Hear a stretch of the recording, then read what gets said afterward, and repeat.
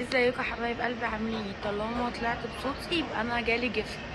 بصوا يا جماعه، انا من قيمه شهرين كده او 3 جالي جفت، بس انا طبعا مش هطلع اتكلم عنه لما اكون جربته. بصوا دي تاني عبوه يا جماعه. وصفه جدتي. بصوا يا جماعه، هو الزيت. دي تاني عبوه، هي قربت تخلص. بصوا يا جماعه، هو طلع لي البيبي هير وخلى شعري اتقل شويه عن الاول. انا طبعا ما رضيتش اطلع اتكلم ولا اي حاجه الا لما اجرب. هي كانت بعتلي عبوتين، فدي خلاص قربت تخلص. العبوه التانية يا جماعه خطير وتحفه، وبيتقل وبيطول وبيطلع. لو انت ما عندكيش بيبي هير، بصوا يا جماعه،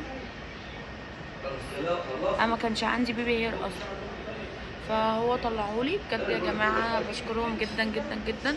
واي حد نفسه شعره يتقل او يطول او يبقى كثيف كده، يطلب المنتج ده، وعن تجربه صدقوني. بحبه قوي.